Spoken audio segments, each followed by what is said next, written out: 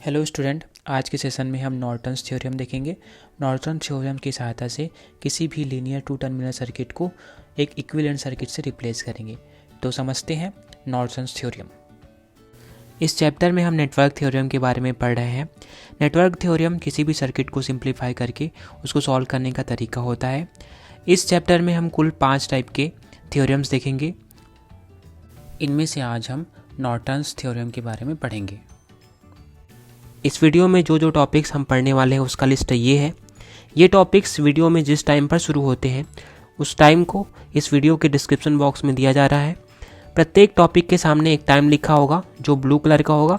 उसको जब आप टच करेंगे, क्लिक करेंगे, तो आप उस टॉपिक को फिर से देख पाएंगे।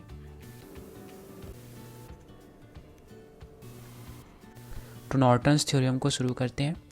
नॉर्टन्स थ्योरम के अनुसार अगर कोई भी लीनियर टू टर्मिनल सर्किट रहे जिसमें यहाँ पर 2 टर्मिनल से ए और बी, उसके साथ में एक लोड कनेक्टेड है, लोड की जगह कोई भी बल्ब जैसे कि फैन है, ये सारी चीज़ें आती हैं। तो इस प्रकार की अगर सर्किट है तो इसमें से जो लीनियर टू टर्मिनल सर्किट है उसको हम इस प्रकार से, जिसमें एक रेजिस्टेंस RN, एक करंट सोर्स जो है independent current source IN parallel में आपस में जुड़े हैं, उससे रिप्लेस कर सकते हैं। ठीक है, तो ये होता है नॉर्टन्स थ्योरम। अब इसका स्टेटमेंट देखते हैं कि नॉर्टन थ्योरम के स्टेटमेंट के अनुसार क्या होता है। नॉर्टन्स थ्योरम के अनुसार एक लीनियर टू टर्मिनल सर्किट को ऐसे इक्विवेलेंट सर्किट से रिप्लेस किया जा सकता है जिसमें एक करंट सोर्स IN और एक रेजिस्टेंस RN के साथ समांतर क्रम में जुड़ा हो, पैरेलल में जुड़ा हो। तो इसमें जो IN है, उन दोनों टर्मिनल, जो आउटपुट में जो 2 टर्मिनल्स रहेंगे उसको हम शॉर्ट कर देंगे, तो उससे जो करंट फ्लो होगा उसी को बोलेंगे IN। इसको बोलते हैं नॉर्टन करंट। और इसी प्रकार जो RN है, तो उन दोनों टर्मिनल्स के सिरों पर जो इक्विवेलेंट रेजिस्टेंस होगा, कब, जब सर्किट में जितने भी इंडिपेंडेंट सोर्सेज रहेंगे उसको हम बंद कर दें, तब जो उन दोनों टर्मिनल्स के बीच जो रेजिस्टेंस आएगा उसको कहेंगे RN। इसको नॉर्टन्स रेजिस्टेंस भी कह सकते हैं। इस प्रकार हम देख सकते हैं जो सर्किट में लीनियर टू टर्मिनल सर्किट था जिसके एक साइड में लोड कनेक्टेड है और एक साइड में क्या है, linear two terminal circuit connected है, उसको हमने एक इंडिपेंडेंट करंट सोर्स IN और एक रेजिस्टेंस RN जो आपस में पैरेलल में कनेक्टेड है उससे रिप्लेस कर लिया। और यहाँ पर जो IN है उसको नॉर्टन करंट कह रहे हैं और जो RN है रेजिस्टेंस, उसको नॉर्टन रेजिस्टेंस कह रहे हैं। और इस प्रकार रिप्लेस करने के बाद जो इक्विवेलेंट सर्किट बन रहा है, जैसे कि नीचे वाले सर्किट में देख रहे हैं हम लोग, एक नया सर्किट बन रहा है, उसको कहेंगे नॉर्टन इक्विवेलेंट सर्किट। यहाँ पर जो ऊपर वाला सर्किट है और नीचे वाला सर्किट है, इन दोनों सर्किट को कहते हैं इक्विवेलेंट सर्किट। इक्विवेलेंट सर्किट किसी भी 2 सर्किट को तब कहा जाता है जब उसके आउटपुट में जो वोल्टेज आएगी और जो करंट की वैल्यू आएगी वो सेम रहेगी। तो यहाँ पर जो A और B है उसके बीच में जो वोल्टेज है और वहाँ पर जो करंट I आ रही है वो दोनों सर्किट में सेम आएगी। इसी कारण से दोनों सर्किट को कहा जा रहा है इक्विवेलेंट सर्किट। कोई भी गिवन सर्किट रहेगा उसको जब हम नॉर्टन इक्विवेलेंट से रिप्लेस करेंगे तो उसमें जो नॉर्टन करंट है उसकी वैल्यू कैसे कैलकुलेट करेंगे उसको देखते हैं। Calculation of IN Norton current. तो इसके लिए क्या करेंगे, जिस लोड के क्रॉस हमें नॉर्टन इक्विवेलेंट कैलकुलेट करना है, जैसे कि यहाँ पर लोड है जो A और B के बीच में कनेक्टेड है, तो उसके क्रॉस हमें नॉर्टन इक्विवेलेंट कैलकुलेट करना है। तो पहले लोड को रिमूव कर देंगे, फिर क्या करेंगे, जो 2 टर्मिनल्स बचेंगे उसको हम शॉर्ट कर देंगे। और शॉर्ट करने के बाद उस नीचे हम देख सकते हैं नीचे वाले सर्किट में कैसे शॉर्ट किए हैं। और उसके बाद वहाँ पर जो करंट है, शॉर्ट सर्किट करंट रहेगा ISC, उसकी वैल्यू नोडल एनालिसिस से या मेश एनालिसिस से कैलकुलेट करेंगे। जो वैल्यू आएगी वही क्या होगी, नॉर्टन करंट की वैल्यू होगी। कैलकुलेशन ऑफ नॉर्टन करंट को हम आगे एक एग्जांपल की सहायता से भी समझेंगे। अब आगे कैलकुलेशन ऑफ RN देखते हैं। जो नॉर्टन रेजिस्टेंस रहेगा उसकी वैल्यू कैसे कैलकुलेट करेंगे। तो जो नॉर्टन रेजिस्टेंस है उसकी वैल्यू और जो थेवेनिन रेजिस्टेंस है, जब हम थेवेनिन इक्विवेलेंट कैलकुलेट करेंगे तो थेवेनिन रेजिस्टेंस की वैल्यू आएगी, वो दोनों बराबर होती है। इसलिए जो कैलकुलेशन का मेथड है वो भी दोनों के लिए सेम रहेगा, अर्थात जो थेवेनिन रेजिस्टेंस जिसे हमने कैलकुलेट किया था वैसे ही नॉर्टन रेजिस्टेंस कैलकुलेट करेंगे। तो नॉर्टन रेजिस्टेंस के लिए भी जो A और B के क्रॉस जो लोड कनेक्टेड है उसको रिमूव कर देंगे। रिमूव करने के बाद जो ओपन सर्किट हो जाएगा, ओपन सर्किट हो जाने के बाद सर्किट में जितने भी इंडिपेंडेंट सोर्सेस रहेंगे उसको हम क्या करेंगे, टर्न ऑफ करेंगे। टर्न ऑफ करने के बाद एक नया सर्किट प्राप्त होगा, उसको रीड्रॉ कर लेंगे। सर्किट रीड्रॉ करने के बाद हमें जो सर्किट प्राप्त होगा वो दो टाइप के हो सकते हैं। उसे हमने यहाँ पर केस 1 और केस 2 में डिवाइड किया है। केस 1 टाइप का सर्किट वही सर्किट होगा जिसमें कोई भी डिपेंडेंट सोर्स नहीं होगा। तो इसको हम क्या करेंगे, डायरेक्टली जो पैरेलल कॉम्बिनेशन और सीरीज़ कॉम्बिनेशन वाला जो फार्मूला होता है रेजिस्टेंस का, उससे हम कैलकुलेट कर लेंगे। और जो वैल्यू आएगी ए और बी के क्रॉस इक्विवेलेंट रेजिस्टेंस, वही क्या होगी, नॉर्टन रेजिस्टेंस की वैल्यू होगी। केस 2 टाइप का सर्किट वह होगा जिसमें डिपेंडेंट सोर्स होगा। तो सर्किट में जब भी डिपेंडेंट सोर्स होगा तो उसमें नॉर्टन रेजिस्टेंस की कैलकुलेशन की विधि थोड़ी अलग होगी।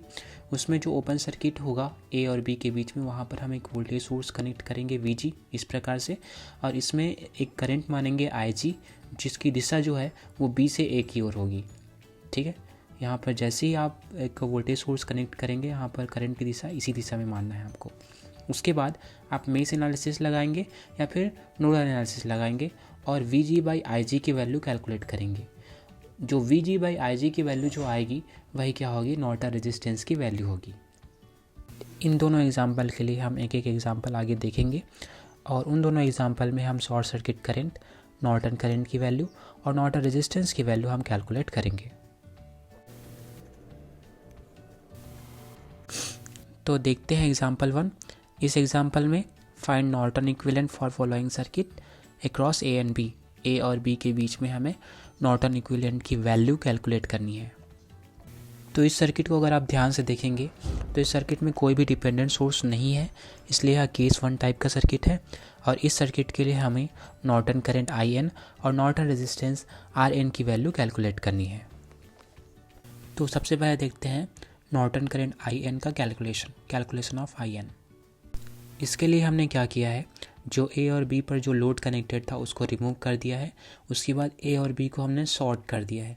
शॉर्ट करने के बाद जो करंट वहाँ से फ्लो होगी उसकी वैल्यू मानी है IN। यही है नॉर्टन करंट। अब जो सर्किट नया मिला है हमें, उस पर हम या तो नोडल एनालिसिस लगाएंगे या फिर मेश एनालिसिस लगाएंगे और जो IN है उसकी वैल्यू कैलकुलेट करेंगे। तो हम यहाँ पर नोट C है, वहाँ पर नोडल एनालिसिस लगा रहे हैं।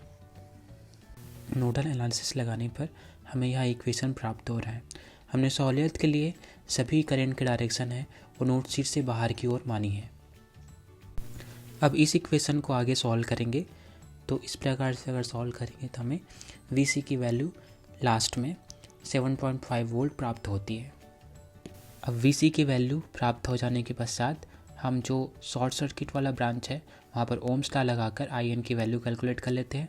तो IN की वैल्यू हमें 7.5 एम्पियर इस प्रकार प्राप्त हो जाती है। अब इस सर्किट का हम नॉर्टन रेजिस्टेंस कैलकुलेट करते हैं। इसकी विधि वैसी ही है जैसे हम थेवेनिन रेजिस्टेंस कैलकुलेट करते थे। तो देखते हैं कैलकुलेशन ऑफ RN। इसके लिए सबसे पहले क्या करेंगे, जहाँ पर लोड कनेक्टेड है उसको रिमूव करके वहाँ पर ओपन सर्किट कर लेंगे। इसके बाद सर्किट में जितने भी इंडिपेंडेंट सोर्सेज रहेंगे उसको बंद कर देंगे, टर्न ऑफ कर देंगे और उसके बाद सर्किट को रीड्रॉ कर लेंगे इस प्रकार से। चूँकि यह केस 1 टाइप का सर्किट है, इसलिए जो ए और बी के क्रॉस हम इक्विवेलेंट रेजिस्टेंस, जो पैरेलल कॉम्बिनेशन वाला और जो सीरीज़ कॉम्बिनेशन वाला जो फार्मूला होता है रेजिस्टेंस का, उसको अप्लाई करके यहाँ पर RN की वैल्यू कैलकुलेट करेंगे। तो हम इस प्रकार से RN की वैल्यू प्राप्त होती है।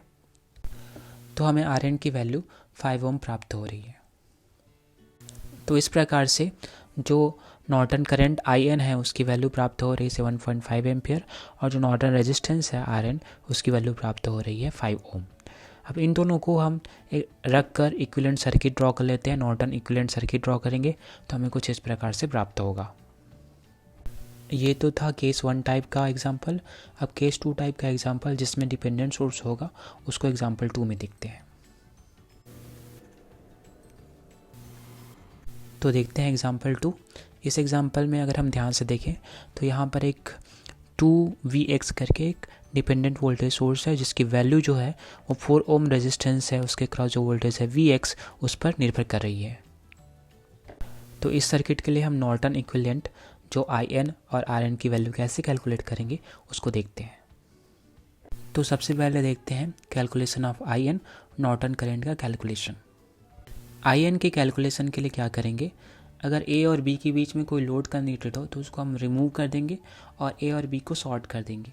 A और B को सॉर्ट करके वहाँ पर एक करंट की वैल्यू मान लेंगे IN। इस प्रकार सर्किट को रीड्रॉ कर लेने के पश्चात हम IN की कैलकुलेशन के लिए सर्किट पर या तो नोडल एनालिसिस लगाएंगे या फिर मेश एनालिसिस लगाकर IN की वैल्यू कैलकुलेट करेंगे। तो यहाँ पर हम नोडल एनालिसिस लगा रहे हैं। इस सर्किट में नोड C और नोड D के बीच में वोल्टेज सोर्स कनेक्टेड है, इसलिए वहाँ पर एक सुपर नोड बनेगा। तो हम एक बाउंड्री ऐसे ड्रॉ कर दिए वहाँ पर येलो कलर का। अब नोड D पर वोल्टेज ऑलरेडी दिया हुआ है Vx, तो नोड D पर वोल्टेज मान लेते हैं Vx। अब क्या कर रहे हैं, सुपर नोड पर हम जो नोड C और नोड D से बना है वहाँ पर नोडल एनालिसिस अप्लाई करते हैं। तो हमें इस प्रकार से एक इक्वेशन प्राप्त होता है। हमने सहूलियत के लिए जितने भी करंट की डायरेक्शन से उसको जो सुपर नोड है उससे बाहर की ओर माना है। अब इस इक्वेशन को हम आगे सॉल्व कर लेते हैं, तो हमें इस प्रकार से इक्वेशन 1 प्राप्त होता है। अब जो सुपर नोड पर एक वोल्टेज सोर्स है उसके कारण से हमें भी एक इक्वेशन प्राप्त होगा, हम इसे इक्वेशन 2 मान लेते हैं। अब इक्वेशन 2 में जो वैल्यू प्राप्त हुई है उसको हम इक्वेशन 1 में रख देते हैं, तो हमें इस प्रकार से Vc की वैल्यू प्राप्त हो जाती है 20/3 वोल्ट। Vc की वैल्यू प्राप्त हो जाने के बाद हम IN की वैल्यू कैलकुलेट कर लेते हैं ओम्स लॉ से, तो हमें IN की वैल्यू इस प्रकार से प्राप्त हो जाती है 10/3 एम्पियर। यही हमारा क्या है, नॉर्टन करंट। अब आगे देखते हैं नॉर्टन रेजिस्टेंस RN की वैल्यू कैसे कैलकुलेट करेंगे। तो देखते हैं calculation of RN, Norton resistance का कैलकुलेशन। इसके लिए क्या करेंगे, जो A और B के बीच अगर कोई लोड कनेक्टेड हो तो उसको रिमूव कर देंगे। रिमूव करने के बाद जितने भी इंडिपेंडेंट सोर्सेस रहेंगे उसको टर्न ऑफ कर देंगे और टर्न ऑफ करने के बाद सर्किट को रीड्रॉ कर लेंगे। रीड्रॉ करने के बाद हम सर्किट को देखेंगे कि इसमें क्या है, एक डिपेंडेंट सोर्स है, तो है केस 2 टाइप का सर्किट है, इसलिए जो आउटपुट 2 टर्मिनल्स है A और B उसके बीच में एक वोल्टेज सोर्स VG और उससे जो करंट फ्लो होगी उसका डायरेक्शन B से A की ओर अंकित कर देते हैं। तो इस प्रकार से हमें एक नया सर्किट मिल जाता है। इस सर्किट में नोडल एनालिसिस या मेश एनालिसिस से Vg/Ig की वैल्यू कैलकुलेट करेंगे और Vg/Ig की वैल्यू जो आएगी वही क्या होगी, RN की वैल्यू होगी, नॉर्टन रेजिस्टेंस की वैल्यू होगी। तो इस सर्किट में हम Vg/Ig की वैल्यू कैलकुलेट करने के लिए नोडल एनालिसिस लगा रहे हैं। इस नेटवर्क में नोड C और नोड D के बीच में एक वोल्टेज सोर्स कनेक्टेड है, इस कारण से यहाँ पर एक सुपर नोड बनेगा। इस सुपर नोड को येलो कलर की बाउंड्री में दिखाया गया है। अब नोड D पर वोल्टेज तो ऑलरेडी दिया हुआ है Vx, तो नोड D पर वोल्टेज हो गया Vx और जो नोड C है वहाँ पर वोल्टेज मान लेते हैं Vc। अब सुपर नोड जो नोड C और नोड D से बन रहा है उस पर नोडल एनालिसिस अप्लाई करते हैं, तो हमें इस प्रकार से एक नया इक्वेशन प्राप्त होता है। अब इस इक्वेशन को आगे सॉल्व कर लेते हैं, तो हमें इस प्रकार से इक्वेशन 1 प्राप्त होता है। सुपर नोड पर भी एक इक्वेशन प्राप्त होता है, इसे हम इक्वेशन 2 मान लेते हैं। अब नोड C और नोड A के बीच में जो 2 ओम रेजिस्टेंस है उस पर ओम्स लॉ लगाकर IG और VG से रिलेटेड एक इक्वेशन 3 प्राप्त कर लेते हैं। अब इक्वेशन 3 में जो वैल्यू आई है उसको इक्वेशन 2 में रखकर हम एक नया इक्वेशन 4 प्राप्त कर लेते हैं। अब समीकरण 3 और समीकरण 4 से Vc और Vx की वैल्यू समीकरण 1 में रख देते हैं, तो हमें इस प्रकार से एक नया इक्वेशन मिलता है। इस इक्वेशन को आगे सॉल्व कर लेते हैं, तो हमें Vg/Ig की वैल्यू मिलती है 6 ओम और यही क्या है, हमारा नॉर्टन रेजिस्टेंस की वैल्यू है। इस प्रकार नॉर्टन रेजिस्टेंस की वैल्यू हमें प्राप्त हो जाती है 6 ओम। इस प्रकार हमें नॉर्टन करंट की वैल्यू 10/3 एम्पियर और नॉर्टन रेजिस्टेंस की वैल्यू 6 ओम प्राप्त हो रही है। इसका उपयोग करके अगर हम नॉर्टन इक्विवेलेंट सर्किट ड्रॉ करें तो हमें इस प्रकार से प्राप्त होगा। तो इस सेशन को आप समराइज़ कर लेते हैं। तो आज के सेशन में हमने नॉर्टन थ्योरम के बारे में देखा। हमने देखा कि कैसे लीनियर 2 टर्मिनल सर्किट को एक इक्विवेलेंट सर्किट में रिप्लेस किया जा सकता है, जिसमें एक इंडिपेंडेंट करंट सोर्स IN और एक रेजिस्टेंस RN कनेक्टेड होता है, आपस में पैरेलल में कनेक्टेड होते हैं, जिसमें से IN शॉर्ट सर्किट करंट होता है और RN जो होता है सभी इंडिपेंडेंट सोर्सेज को टर्न ऑफ करने के बाद जो उन 2 टर्मिनल्स के बीच रेजिस्टेंस आएगा उसकी वैल्यू होती है। हमने नॉर्टन करंट और नॉर्टन रेजिस्टेंस की कैलकुलेशन की विधियाँ भी देखी और इसको 2 एग्जाम्पल की सहायता से समझने का प्रयास किया। तो आज के सेशन में इतना ही। धन्यवाद।